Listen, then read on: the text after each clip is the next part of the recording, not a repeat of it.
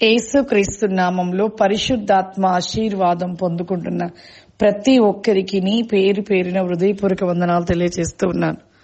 సామెతల గ్రంథము 17వ అధ్యాయము 10వ వచనము, బుద్ధిహీనునికి 100 దెబ్బలు నాటునంతటి కంటే బుద్ధిమంతునికి ఒక దెబ్బ మాట లోతుగా నాటును.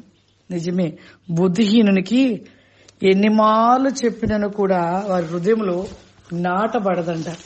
అదే బుద్ధిమంతునికి గద్దించి ఒక మాట చెప్పినా లోతుగా నాటబడుతుందంట. చాలా మంది కూడా దేవుడి మాటలు వింటూ ఉంటారు, కానీ బుద్ధిహీనతను కలిగి ఉంటూ ఉన్నాం.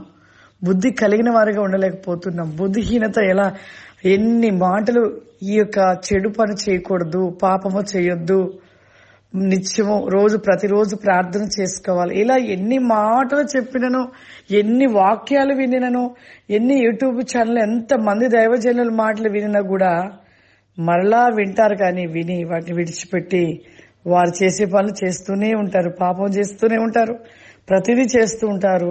మరలా ఎన్ని మార్లు వినినా కూడా ఆ మాటలను వినలేని వారిగా ఉంటూ ఉంటారు. అందుకే ఆయన బుద్ధిహీనుడంట. ఎన్ని మార్లు చెప్పినా తన హృదయంలో ఆ మాటలు నాటపడం.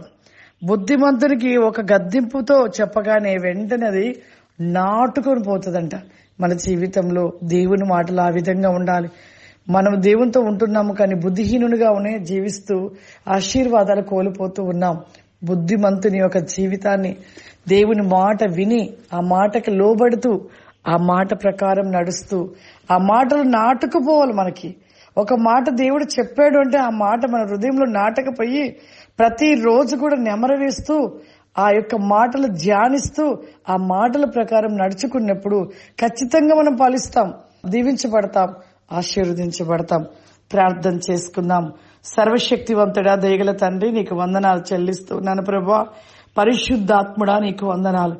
వెజనార్ the glory come the my Holy Spirit. ప్రభువా, ఈ దినము ఈ యొక్క ఉరికోసి కమాందరి శూరిలందరి కోబాసి కౌరిమా ఈ యొక్క పరిశుద్ధాత్మ ఆశీర్వాద ప్రోగ్రాం చూస్తున్న ప్రతి బిడ్డను దీవించి ఆశీర్వదించి ప్రభువా, ఈ దినము విశ్రాంతి దిన ప్రతి నీకోసమి ప్రతి ఒక్కరు మందిరమునకు వెళ్ళుటకు వారి హృదయ వేక ప్రికాసి కాంది మైకెనికా ఫౌరిమా అతి వేకమైన వెలుగుని శక్తి జ్ఞాన వేకమైన మీకు ఆశీర్వాదము దయచేయమని యేసు నామం నడుస్తున్నాను తండ్రి. ఆమేన్.